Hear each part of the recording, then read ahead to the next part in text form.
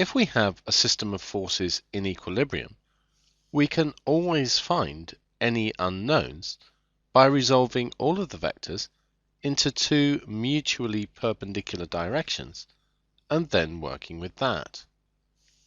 In the special case of three forces in equilibrium, there's an alternative called Lami's theorem. This is based on the sine rule.